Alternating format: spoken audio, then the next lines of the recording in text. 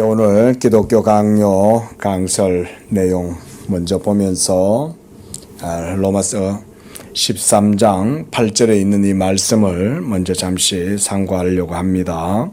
사도는 먼저 사랑의 빛 외에는 아무에게든지 빛도 지지 말라 라고 말하면서 남을 사랑하는 자는 율법을 다 이루었다, 이렇게 말씀을 합니다.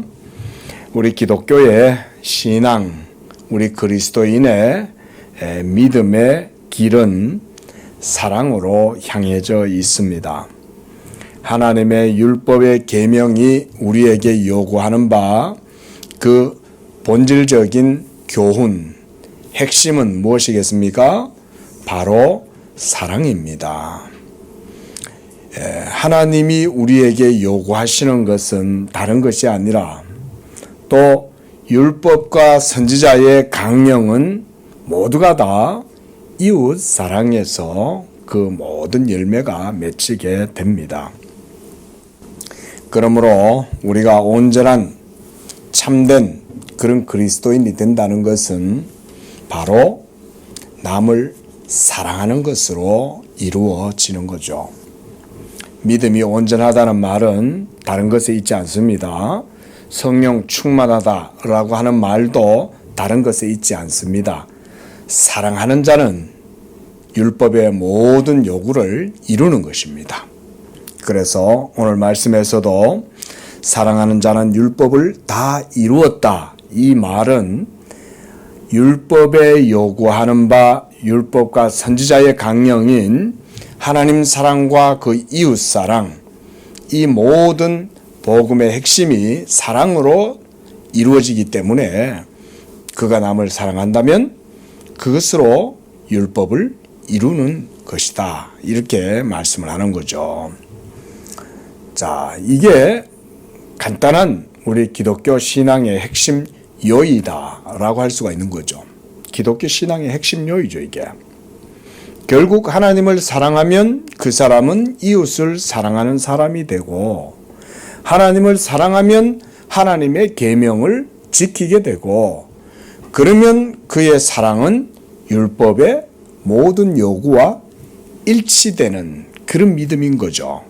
그러니까 이런 믿음이야말로 완성된 믿음, 온전하고 성숙한 믿음이라고 할 수가 있는 거죠. 우리가 어떨 때 보면 기독교인들 중에도 기독교를 너무 지적으로 이해하려는 분들이 있어요. 물론 기독교의 진리는 지적인 것임에는 분명합니다. 그래서 우리가 그리스도 예수를 아는 지식, 하나님을 아는 지식, 그래서 우리가 이 지식의 신앙에 대해서 강조하죠. 그런데 사도 바울이 또한 고린도전서 13장에서 하는 말씀처럼 지식이 아무리 뛰어나고 언변이 아무리 뛰어나도 사랑하지 않는다면 그의 모든 지식은 사실은 쓸모없는 거죠. 오늘 말씀에도 그렇게 말씀하잖아요. 사랑의 빛 외에 다른 빛은 지지 말고 사랑하는 자는 율법을 다 이루었다. 바로 사랑하는 자야말로 참된 신앙의 도에 이르렀다고 할 수가 있는 거죠. 그러니까 성령 충만, 또 하나님을 깊이 안다, 이렇게 말하는 모든 사람들은 다 사랑하는 자가 되어야 하는 거죠. 사랑하지 않는다면 그 사람은 아직 온전한 믿음의 상태에 도달하지 못한 겁니다. 자, 이제 오늘 우리가 기독교 강요의 내용을 보면서 칼빈이 말하는 바 그리스도인의 삶의 지향점이 바로 여기에 있다고 말하는 거예요. 우리가 왜 예수를 믿습니까? 구원받기 위해서입니다. 그럼 구원받기 위해서 뭐 때문에 구원받으려고 하는 것입니까? 이기적인 여러분들의 삶을 충족시키려고, 여러분들의 기복신앙과 여러분들의 삶의 요구를 충족시키려고, 그래서 구원받고 신앙생활을 하는 것입니까? 그것이 아니죠. 우리가 이런 것을 경계해야 돼요. 내가 하나님께로부터 예수 그리스도로 말미암아 구원을 받는 거라면 그 구원은 반드시 사랑의 열매가 맺도록 나아가야 돼요. 그러니까 우리가 오늘날도 보면 개인 구원에 치우치는 것은 별로 건전하지 않는 구원관이다 이렇게 말합니다. 나 혼자 예수 믿고 천당 가는 거, 물론 예수 믿으면 천당 가죠. 예수 천당이 맞아요. 그런데 천당 가려는 그 궁극적인 목적, 하나님의 뜻이 뭐냐 이거죠. 하나님이 여러분들로 하여금 예수 믿게 하신 것은, 그것은 바로 하나님의 계명의 요구, 즉 율법과 선지자의 강령인 하나님 사랑과 이웃 사랑, 그것이 그리스도인의 삶 속에서 온전하게 드러나는 것을 하나님이 원하시기 때문에 우리를 구원해 주시는 거죠. 구원을 이렇게 생각해야 되는 거예요. 내가 예수 믿고 복 받고, 내가 잘 되고, 우리 집이 잘 되고, 우리 자녀가 잘 되고, 성공하고, 여러분 만약 이렇게 여러분이 복음을 생각한다 그러면 그것은 빨리 하나님 앞에서 버려야 됩니다. 그게 아닙니다. 우리 양재교회는 복음의 기초를 튼튼하게 세워가는 교회잖아요. 자, 예수 믿는 것은 하나님의 영광에 달려 있는 거예요. 예수를 믿고자 할 때는 하나님의 영광에 목말라 하는 거예요. 어찌하면 하나님께 영광을 돌리고 하나님의 의를 내 삶 속에서 드러낼까? 이런 게 예수 믿는 성도의 삶인 거죠. 그렇죠? 그리고 그 궁극적이고 본질적인 중심, 핵심은 바로 이웃 사랑에 있는 거예요. 칼빈이 오늘 기독교 강요에서도 그런 얘기가 바로 그리스도인의 삶이 바로 그런 거라는 거예요. 자, 한번 보겠습니다. 6절입니다. 하나님의 형상을 한 이웃을 무조건 사랑합니다. 자, 선을 행하는 데 있어서 낙심하지 않기 위해 우리는 사도가 전하는 고린도전서 13장이죠. 사랑은 오래 참고 성내지 아니하며 라는 또 다른 말씀을 덧붙여 떠올려야 한다. 그렇게 하지 않는다면 즉시 우리는 절망에 빠지고 말 것이다. 주님은 모든 사람이 하나같이 선을 이루는 데 이르도록 명령하신다. 선을 행하는 데 이르도록 명하신다는 거예요. 자, 286쪽입니다. 286쪽. 자, 5번째 줄. 그러나 각자의 공로로 따진다면 그들 대부분은 가장 무가치한 사람들로 판명되고 말 것이다. 이와 관련하여 성경은 최선의 도움을 준다. 성경은 우리가 사람들의 공로를 사람들 자신으로부터 찾는 데 관심을 쏟지 않도록 금하고 대신 우리를 영화롭게 하고 영예롭게 하고 우리에게 사랑을 베풀어 준 모든 사람 가운데 빛나고 있는 하나님의 형상을 바라보게끔 가르친다. 동일한 형상이 그리스도의 영으로 새롭게 되며 회복되기 때문에 우리는 하나님의 형상을 믿음의 가족들 가운데서 찾는 데 더욱 열심을 내야 한다. 그러므로 당신의 손길이 아쉬운 사람 누구라도 맞닥뜨리게 될 때 그에게 공을 쏟아붓지 않고 피해갈 명분이 당신에게는 없다. 그는 이방인이다 라고 당신은 말할 것인가?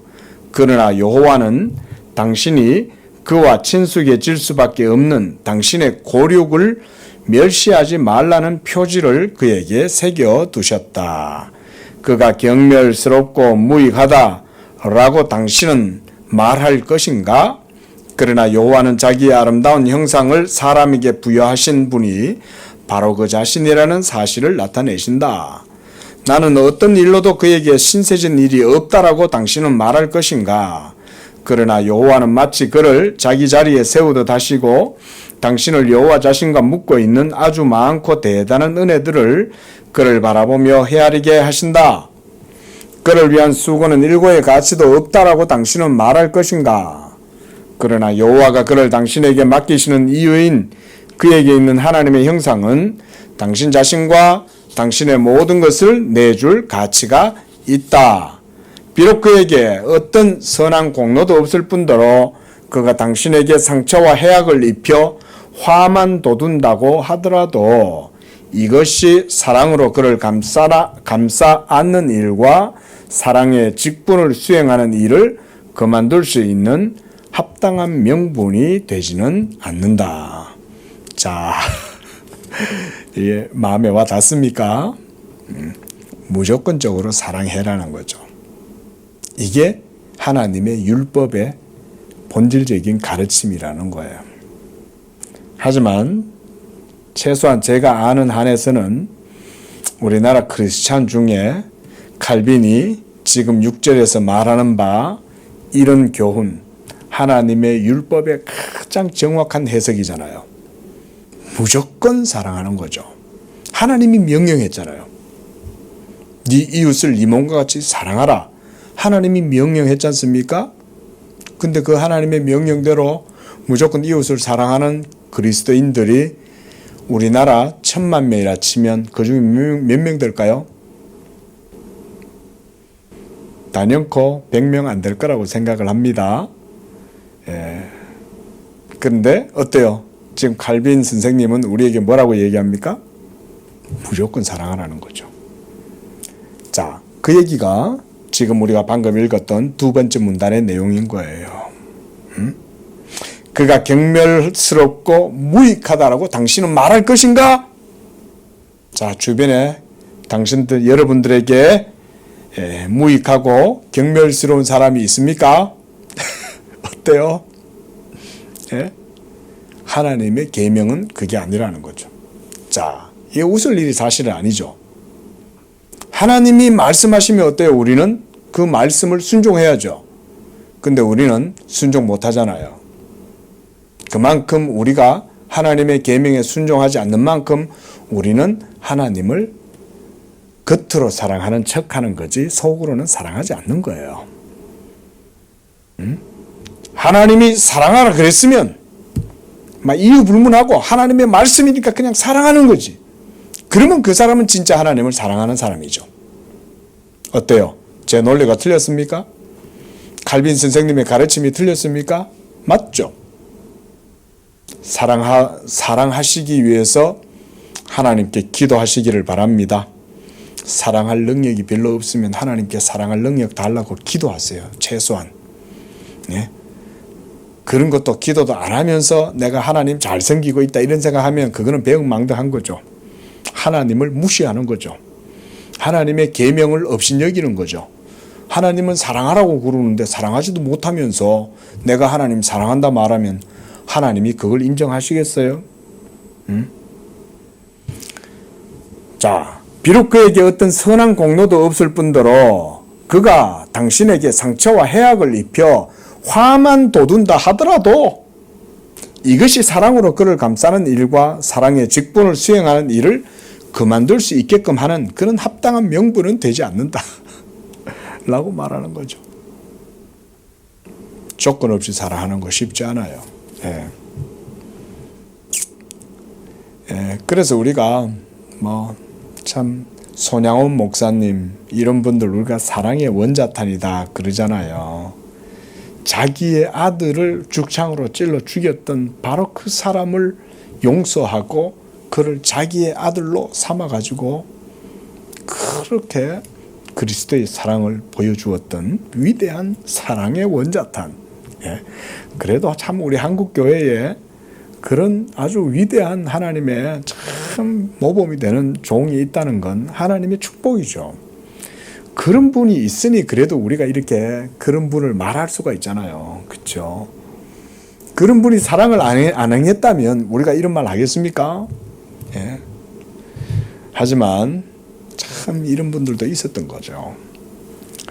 자, 그 다음 문단 보겠습니다. 그는 나와 아주 달리 취급을 받아 마땅하다라고 당신은 말할 것이다. 그렇다면 주님께 돌릴 무슨 마땅한 것이 있었는가? 주님은 당신에게 무슨 죄를 범한 자든지 용서하라고 명령하실 때 그 죄를 자신에게 전가시키고자 하심이 분명하다. 의심할 나위 없이 우리를 미워하는 사람들을 사랑하는 것, 선행뿐만 아니라 선행으로 악을 갚는 것, 비난을 축복으로 돌리는 것은 행하기에 어려울 뿐만 아니라 숫째, 인간의 본성에 아주 역행한다. 그렇죠? 이게 쉽지 않아요. 참 쉽지 않습니다. 저 자신이라도 예를 들어서 우리 집에 아이한테 누가 해코지를 했다 치면 내가 정말 아무 조건 없이 용서해 줄 수 있을까? 자, 이런 생각을 한번 해보거든요. 자, 여러분, 여기서 우리가 생각해야 될 게 있어요. 제가 여러분들한테 사랑 없다라고 얘기하는 게 아니에요. 어차피 우리는 사랑할 수 있는 존재가 못 돼요. 목사는 그건 알아요. 근데 제가 또 칼빈도 여기서 이렇게 얘기하지만 지금 이것을 통해서 우리가 생각해야 될 게 뭐냐면 하나님의 사랑을 먼저 생각해야 됩니다. 그리고 여러분들을 향하신 하나님의 사랑은 값 없이, 그래서 예수님도 베드로에게 이렇게 말씀했죠. 제가 잘못한 사람한테 몇 번 용서해 주어야 됩니까? 몇 번 용서해 주라 그랬어요, 예수님은? 7번요? 그럼 7번 용서해 줄까요? 그랬더니 아니, 70번에 7번이라도 용서해 줘라. 그 말은 무조건 용서해 주란 말이죠. 그렇죠? 응? 묻지 말고 용서해라는 거예요. 근데 이게 없죠. 이게 하나님 말씀인데 우리는 묻고 따지죠. 그 사람이 나한테 사과를 안 해. 아니, 잘못했다고 말을 안 하는데 내가 어떻게 용서해? 우리는 이런 거 조건 걸죠. 그러면 반대로 여러분들이 하나님한테는 어떻게 해요? 자, 여러분들이 여러분에게 잘못하고 혐의가 있는 사람을 용서하지 못하고 어떤 조건을 달 때 하나님도 여러분한테 조건을 단다면 여러분들은 어떻게 돼요? 용서를 받을 수 없죠. 그렇죠? 맞아요? 아니에요? 맞죠? 우리는 하나님한테 용서를 받을 수 없어요. 그래서 하나님이 명령하시는 거예요. 명령. 명령하심으로 용서할 수 없지만 내 말이니 용서해라, 이 말인 거예요.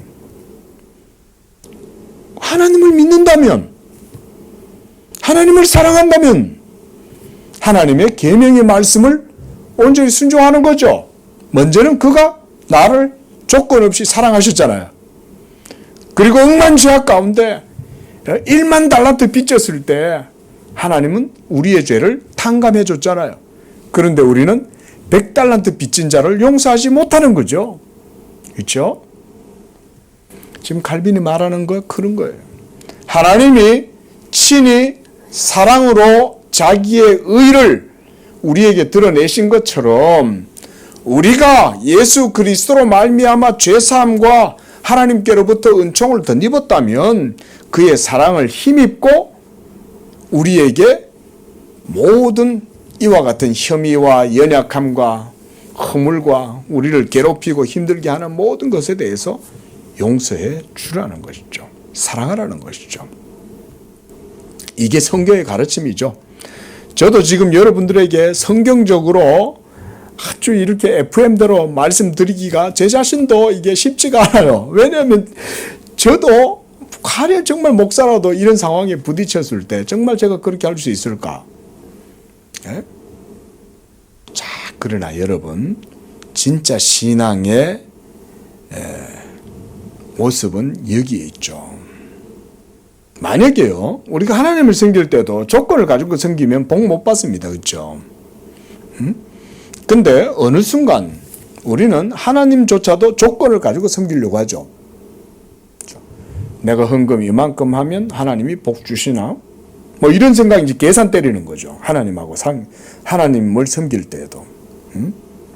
여러분, 헌금 같은 것도 하나님 앞에 하실 때 저는 우리 성도님들한테 그 말씀 드리고 싶어요. 하나님께 헌금 드리고자 하는 마음이 있을 때는 그저 감사함과 하나님께 그저 감사하고 경외하는 마음으로 기쁨으로 그냥 드리세요. 그런데 내가 이걸 해야 되나 말아야 되나 이런 마음이 여러분 속에 조금이라도 있잖아요. 그럼 하지 마세요. 일단 하나님 안 받습니다. 응? 하나님 그 물질 안 받아도 얼마든지 다른 방법으로 하나님은 하나님의 교회를 이루어 가십니다. 우리가 이걸 믿는 거죠. 그렇죠? 만약에 그런 것 때문에 하나님 앞에 내가 돈 가지고 헌금 가지고 이걸 내가 얼마나 해야 될까? 이런 마음이 들면 하나님 앞에 회개하고, 그런데도 이게 내놓기 싫으면 하지 마세요. 하나님은 그런 것으로 하나님께서 멸시를 당하는 것을 싫어하시는 거예요. 하나님이 베풀어 주신 은혜가 그까짓 거, 물론 우리한테, 우리 인생들한테야 큰 돈일지 모르지. 하지만 하나님은 그런 것으로 성도들의 마음이 시험을 받을 때 그걸 기뻐 받으시냐? 아니죠. 하나님이 천지 만물의 주인이신데 하나님이 뭐 그거 애굴복굴 해가지고 받아내려고 그러시겠어요? 우리 교회는 헌금에 대한 이런 신앙의 원칙을 세우셔야 돼요. 우리 양재교회 성도들은. 아까운 마음이 들면 하지 마세요. 안 해도 돼요. 이 교회가 하나님의 말씀이 세워지고 하나님이 뜻하심이 있으면 하나님이 하십니다. 네? 하나님이 하셔요. 우리 성도들 헌금 없다고 해서 하나님이 일 안 하시는 거 아니에요. 걱정하지 마세요. 응? 마찬가지로 하나님에 대한 사랑이 없이 조건적으로 누구를 용서해야 되냐, 내가 누구한테 조건적으로 뭘 해야 되냐, 이런 식으로 생각하면 아직도 그리스도의 은혜에서 먼 거예요. 그리스도의 은혜에서. 교회는 다녀. 응? 예배는 드리는 것 같아. 교회는 다녀. 종교 생활은 해. 그런데 하나님 사랑하고는 아직 거리가 먼 거지. 자, 7절. 사랑의 임무를 완수하는 참길 287쪽입니다. 그러므로 우리가 각자에게 부과된 사랑의 직무를 빠짐없이 수행할 때에만 이러한 자기를 죽임이 우리 안에 자리를 잡게 될 것이다. 자, 일종의 지금 칼빈이 뭔 얘기를 하냐면 그리스도인의 삶의 방식, 경건의 방식에 대해서 지금 말해주고 있는 거죠. 이게 바로 경건의 방식이죠. 경건의 방식에서 가장 지금 핵심이 뭐라는 겁니까? 사랑의 직무를 빠짐없이 수행할 때에만이 자기를 죽임, 자기 자신을 부인하는 것, 이거죠. 자, 결국 그리스도인의 삶은요, 자기 죽음이에요. 자기 부인, deny, 또는 자기 혐오라고도 할 수 있습니다. 혐오라고도 할 수가 있고요. 이러한 자기를 죽임이 여러분 안에 자리를 잡게 될 것이다. 그렇지만 사랑의 직분 모두를 하나도 빠뜨리지 않고 완수한다 해도 사랑의 신실한 정서에 기인하지 않는다면 무엇 하나 다한 것이 없게 될 것이다. 참 날카롭죠? 보세요. 자, 사랑의 직분을 모두 빠뜨리지 않고 행한 거예요. 수행한 거예요. 응? 행했는데 뭐가 없어요? 사랑의 신실한 정서. 응? 이걸 정서를 필링이라고도 할 수도 있고 우리가 이모션이라고도 할 수가 있겠죠. 정서. 우리가 이걸 아펙투스다 이렇게도 말을 합니다. 자, 정서. 정서라는 것은 마음이죠. 그렇죠? 한마디로 마음이 사랑의 행위보다 마음이 더 본질적으로 중심에 자리 잡고 있는 가운데 행해야 그게 율법을 온전히 이루는 것이죠. 마음은 사랑하는 마음은 별로 없는데 사랑의 행위는 있어. 겉으로는 드러나는 것 같아. 그런데 마음은 그게 없어. 그러면 모두 다 온전하게 행했다고 할 수가 없는 거죠. 외적인 직분과 관련해서는 맡겨진 모든 일을 완전하게 처리하는 것이, 그러니까 행동으로는 가능할지 모르지만 그렇다고 한들 진정할 도리를 다 하는 것과는 아주 요원하다. 거리가 멀다. 뭐가? 마음이 그렇지 않다면 그 말인 거예요. 원래 그럴 수 있잖아요. 그죠? 하나님이 사랑하라고 하니까 억지로 하긴 해. 근데 마음속으로는 사랑하는 마음은 없어. 그러면 사랑하지 않는 거죠. 행동은 외적으로는 할지 모르지만 겉으로는 아주 후하게 보이거나 또 그렇게 원하나 교만한 안색을 띠고 무례한 말로 남을 실책하지 않고는 무엇 하나도 기부하지 않은 사람들은 당신은 보게 될 것이다. 사람들을 당신은 보게 될 것이다.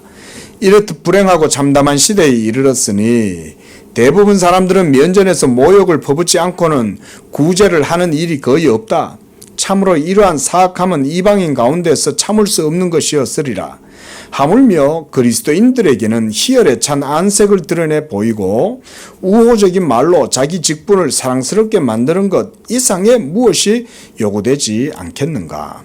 먼저 그들은 자신을 자기들의 도움이 필요하다고 여겨지는 사람의 자리에 세우고 그 사람의 운명에 대해 마치 자기들이 그것에 맞닥뜨려 그것을 이겨내고 있는 것처럼 연민을 가져야 한다. 그리하여 불쌍히 여기는 마음과 따뜻한 인간애를 마음에 품고 그 사람에게 도움 베풀기를 마치 다름 아닌 스스로에게 하듯 해야 한다. 그러니까 네 이웃을 네 몸과 같이 사랑해라, 그 얘기인 거죠. 이러한 정서로 마음의 어떤 뜻, 어떤 마음의 어떤 경향이라고 할 수 있겠습니다. 정서라고 하면 한마디로 마음의 감정이라고도 할 수가 있겠죠. 자, 자기의 형제들을 돕고자 애쓰는 자는 교만을 떨거나 남을 힐난함으로써 자기의 직분을 오염시키지 않을 것이다. 그뿐 아니라 선을 행하면서 자기의 도움을 필요로 하는 사람을 경멸하지 않고 자기에게 빚진 자라도 되는 것처럼 속박하지도 않을 것이다.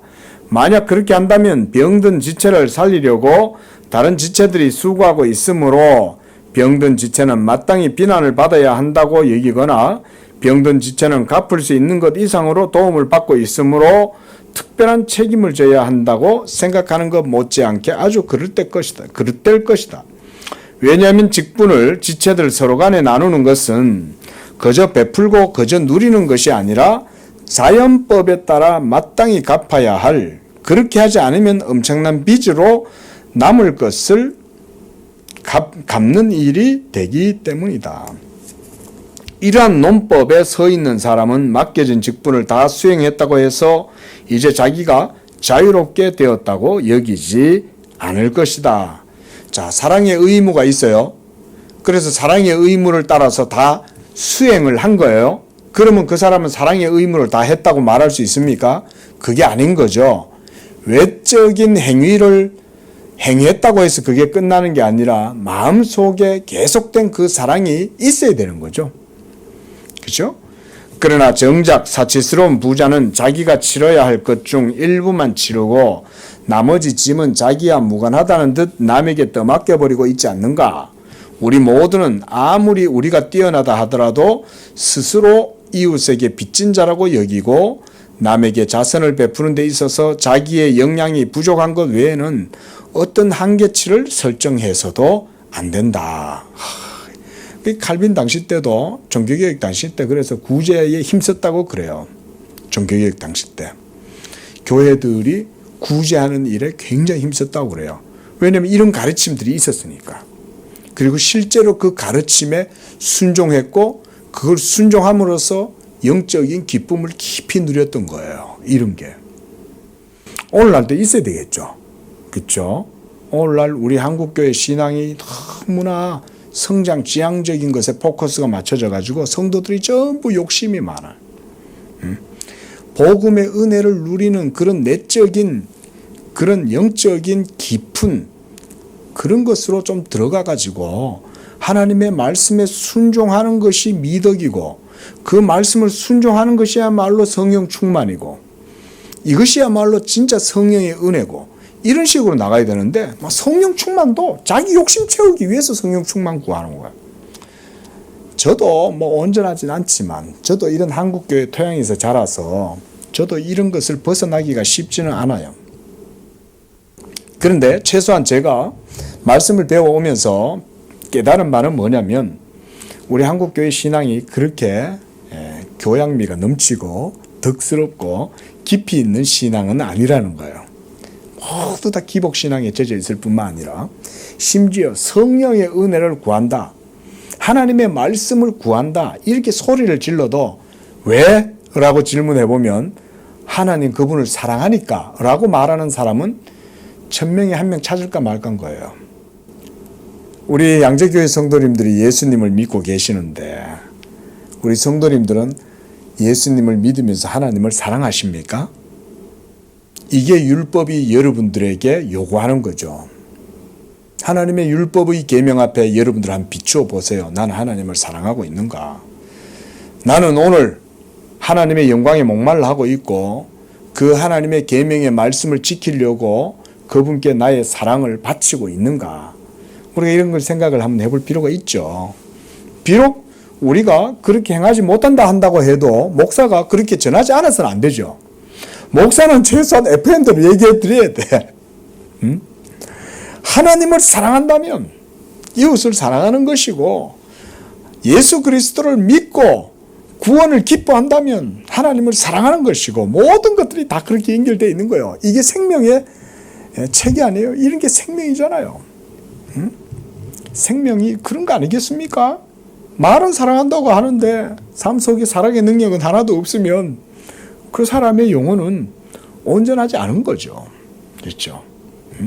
성령 충만을 구하는 것도 하나님을 사랑하고 하나님께 영광 돌리기 위해서이고, 우리가 오늘 이 저녁에 예수의 이름으로 열심히 기도하겠다라고 할 때도 그 기도도 하나님의 영광을 위해서 하는 것이고, 내가 하나님의 뜻에 헌신하겠다는 그런 마음이 있어야 기도가 응답이 되는 거지. 내가 하나님 막 옆구리 찔러가지고 하나님 주고 싶지도 않은 거 뭔가 좀 받아내려고 그렇게 막 소리 고래고래 찔러가면서 기도하는 거, 그런 건 성경적인 기도가 아닌 거죠. 그렇죠? 정말 삼각산 얘기를 해서 죄송하지만은 그게 우리나라의 상징적인 데라서 그래요. 그런 게 초기 우리 한국교회 신앙에 여러 가지 많은 도전을 준 것은 사실이에요. 삼각산에 가면 또 능력봉이라는 게 있거든요. 능력봉. 그래, 저는 젊을 때 그런 고민을 해봤어요. 그 능력봉에 가갖고 그럼 능력 받아가지고 뭐 하려고 그래? 그죠? 제가 이 신앙의 관념을 깨트리는데 아주 오랜 시간이 걸렸어요. 나중에 깨닫고 보니까 그게 전부 잘못된 거예요. 우리는 헛된 데 사로잡혀 있는 거예요. 능력봉에 올라가가지고 목사님들이 그 위에서 막 소리 지르고 기도해. 근데 내려와가지고는 지나가는 거리는 보고 아무것도 마음을 동정도 못 느껴. 그럼 그게 하나님 사랑하는 거냐 이거죠. 그렇죠? 맞잖아요. 이런 게 신학이 자칫하면 사변이 되면 하나님 말씀하고 상관없는 신학이 돼버리는 거예요. 능력 받아 뭐 하려고? 성령 충만 받아가 뭐 하려고? 은사 받아가지고 뭐 하려고? 우리 전부 다 회생해야 되죠. 또 우리 양재교회도 그렇다면 동일한 맥락에서 그런 질문을 할 수 있죠. 우리 양재교회가 언약신앙을 강조해요. 지식의 신앙을 강조해요. 그러면 하나님이 우리 양재교회한테도 물으실 거 아니에요. 그래, 남목사야, 너희 양재교회가 지식을 구하고 언약신앙으로 정통성 있는 그런 신앙을 교회 가운데 세우고자 하려고 하는데, 그래, 그 목적이 뭐야? 우리한테도 하나님 동일하게 안 물으시겠어요? 그렇죠? 그러면 우리 성경의 정답은 뭡니까? 하나님 사랑하고 이웃 사랑하는 거잖아요. 그리고 오늘 말씀처럼 칼빈 선생님이 얘기하는 것처럼 값 없이 사랑할 수 있는 그런 계명에 대한 사랑에까지 나아가라는 거잖아요. 그게 바로 그리스도인의 삶이에요. 자, 그래서 289쪽 문단 보겠습니다. 289쪽 첫 번째, 두 번째 줄. 우리 모두는 아무리 우리가 뛰어나다 하더라도 스스로 이웃에게 빚진 자라고 여기고, 이웃한테 우리가 빚을 진 거예요. 그 사람이 나한테 빚을 진 게 아니라 내가 그 사람한테 빚진 거예요. 그래서 남에게 자선을 베푸는 데 있어서 자기의 역량이 부족한 것 외에 어떤 한계치를 설정해서도 안 된다. 왜냐하면 내가 빚을 졌으니까. 저 사람한테. 그렇게 생각하라는 거죠. 우리의 역량을 가능한 한 넓게 펼치되 사랑의 규범에 그 방점이 찍혀 있어야 한다. 자, 8절. 우리가 말했던 자기 부인의 주요한 부분은 하나님을 바라보는 데 있다. 그렇죠? 하나님을 바라보는데 자기 부인의 주요한 핵심이 있는 거죠. 자, 자기 부인. 이 자기를 부인하는 셀프 디나이얼을 하는 이것은 결국은 하나님에 대한 사랑에 포커스가 맞춰져 있는 거죠. 하나님을 사랑하면 나를 사랑하지 않겠죠? 하나님을 사랑하니까 하나님의 계명이 우선되는 거죠. 내 자신은 이렇게 하고 싶지만 하나님이 이렇게 명령하신 거야. 그게 하나님의 명령이니까 나는 이래 하고 싶긴 하지만 하나님이 나를 사랑해서 예수로 말미암아 내게 이와 같이 1만 달란트 빚을 탕감해 줬는데 내가 이제는 저 사람을 사랑해야 돼. 저 사람은 나한테 빚을 진 게 아니라 내가 저 사람한테 빚을 졌어. 그러므로 피차 사랑의 빚 외에 다른 빚을 지지 말자. 사랑의 계명을 쫓아 순종하면 율법의 요구가 내 삶 속에서 이루어지는 것이다. 지금 칼빈 선생님이 하는 말이 이런 거예요. 그러니까 자기 부인의 주요한 핵심은 하나님을 바라봄에 있다는 거예요. 다시금 이를 자세히 살펴보자. 다만 위에서 많은 것들을 말했으므로 한 차례 반복하는 것은 공연한 일일 것이다. 여기서 그것이 어떻게 작용하여 우리가 평온과 인내를 갖게 되는지 다루는 것으로 족할 것이다. 자, 여기 중요하겠죠. 우리가 평온과 인내를 갖게 되는지 그거를 살펴보자는 것입니다. 자, 우리가 현세적 삶의 편이나 안위를 찾는 것과 관련해서 성경은 우리가 주님의 뜻에 따라 우리 자신과 우리에게 속한 모든 것을 버리고 우리 마음의 정서를 그에게 맡겨 길들이고 잡아매라고 요구한다. 부와 영예를 탐하는 데 있어서, 권세에 아부하는 데 있어서, 재물을 쌓는 데 있어서, 장엄함과 현란함에 기여하는 듯이 보이는 모든 우매함을 집결시키는 데 있어서 우리의 유욕은 광적이며 우리의 욕정은 무한하다. 반면에 가난, 낮은 지체, 비천함에 대해서 우리에게는 경이로운 두려움과 경이로운 증오가 있다. 우리는 모든 수단을 강구하여 이것들로부터 벗어나려고 스스로 박차를 가하게 된다. 우리는 삶을 자기의 계획대로 꾸려나가고 있는 사람들 모두의 재능이 얼마나 불안정한지 보게 된다. 그리고 그들이 녹초가 되도록 열심을 쏟는 수많은 재주가 모두 그들의 야망과 탐욕의 정서를 채우고 빈곤함과 비천함으로부터 도망치려는데 목적이 있음을 발견하게 된다. 칼빈다운 예리한 인생에 대한 통찰이죠. 지금 말한 이게 모두 인생이 다 이러고 사는 거 아니에요, 그죠? 이러한 덫에 걸려들지 않기 위해서 경건한 사람들이 가야 할 길은 다음과 같다. 자, 이 예수 믿는 우리가 가야 할 길이에요. 먼저 그들이 주님의 은총 외에는 달리 복을 받는 다른 방법을 동경하지도 소망하지도 생각하지도 말게 하자. 이런 건 이제 줄을 끊어야 되겠죠. 그리하여 그들이 흔들림 없이 확신에 찬 마음으로 자기를 버리고 맡김으로 그 은총에 이르게 하자. 왜냐하면 육체는 매우 아름다운 것들로 꽉 채워져 있는 듯해도 단지 명예와 부를 얻기 위해 자기의 근면이나 자기의 열의에 의지하거나 사람들의 은혜로 도움을 받고 있을 뿐이라면 그것들이 하나 없이 모두 헛될 뿐이기 때문이다. 우리의 천성이나 수고는 주님이 복되게 하지 않으시는 한 무엇 하나 제대로 발휘될 수가 없다. 오직 주님 자신의 축복만이 모든 역경을 통해서라도 우리의 모든 것을 즐겁고 상서로운 결말에 이르게 하는 길을 제시한다. 주님의 축복이 전혀 없다고 하더라도 우리는 어느 정도 영광과 재력을 마련할 수 있을 것이다. 사실 우리는 불경건한 사람들이 큰 영예와 부를 쌓는 것을 날마다 보고 있다. 그러나 하나님의 저주가 임하여 있는 사람들은 일말의 행복조차도 맛볼 수 없을 것이다. 주님의 축복이 없다면 우리는 우리를 악의 질곡으로 몰아넣는 것 외에는 아무것도 취할 수 없을 것이다. 그러므로 우리는 결단코 사람을 더욱 비참하게 만드는 어떤 것에라도 강구해서는 안 된다. 자, 오늘 여기까지 보고요. 자, 우리가 내용을 조금 정리해 보자면 한마디로 여러분이 예수님을 믿었을 때 하나님이 여러분들을 그 믿음 가운데로 부르시고 성령을 주셔서 하나님의 자녀 삼아 주신 것은 여러분을 위해서가 아니라 하나님을 위해서 그렇게 하신 거죠. 하나님의 영광과 의를 위해서. 그 하나님의 영광과 의라는 게 뭡니까? 여기 와서 막 주일마다 안 빠지고 예배드리고 새벽 기도하고 헌금 많이 하고 이런 겁니까? 여러분 그거 아닙니다.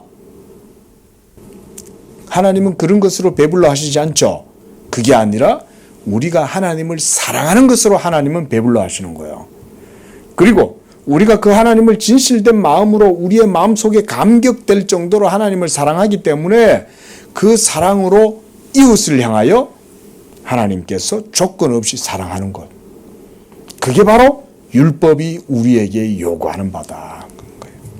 이게 그래서 율법과 선지자의 강령인 거예요. 율법과 선지자의 강령. 자, 이런 믿음으로 하나님께 영광을 돌리는 우리 양재교회의 성도들, 또 우리 양재교회의 믿음, 이런 믿음 위에 우리 양재교회가 주님 오시는 그날까지 순전함으로 영광 돌리는 그런 교회가 되기를 축원을 드립니다. 기도하겠습니다. 자비로우신 하나님 아버지, 1만 달란트 빚져서 도무지 무엇으로도 갚을 수 없는 우리 죄인들을 하나님께서 그리스도 예수 안에서 자비하셔서 무한한 자비하심과 은총으로 값없이 우리의 모든 죄를, 그 모든 빚을 탕감해 주셔서 하나님께서 그리스도 복음 안에서 우리에게 자유를 주시고 해방시켜 주시고 하나님께서 생명과 의를 주시며 하나님의 자녀 삼아 주신 그 은총에 감사를 드립니다. 그러나 우리는 이 사랑을 받고서도 뒤돌아서서는 나에게 100달란트 빚진 자도 용서하지 못하는 그런 하나님 아버지여, 참으로 교만하고 이기적인 우리들임을 보게 됩니다. 하나님, 오늘 이 말씀처럼 우리가 무조건적인 하나님 사랑을 행할 수 있는 성령의 사람들이 되도록 축복하여 주시옵소서. 우리들도 손양원 목사님과 같이 사랑의 원자탄의 삶을 살아갈 수 있도록 도와주시고, 우리가 피차 사랑의 빚 외에는 지지 아니하고 다른 사람들에게 사랑의 빚을 지고 그리하여 온전히 사랑을 행함으로 하나님의 율법의 요구가 온전하게 이루어지는 그런 믿음의 삶을 살아가는 우리 양재교회 성도들 다 되도록 도와주시옵소서. 우리 양재교회 성도들에게 사랑할 수 있는 은혜와 능력을 더하여 주시옵소서. 예수 믿음으로 하나님의 의를 쫓아 행하고 하나님이 기뻐하시는 뜻을 행하고 하나님의 계명에 순종할 수 있는 믿음으로 나아갈 수 있도록 사랑하는 능력과 마음을 우리 마음 가운데 충만하게 부어 주시옵소서. 거룩하신 예수님의 이름으로 기도합니다. 아멘.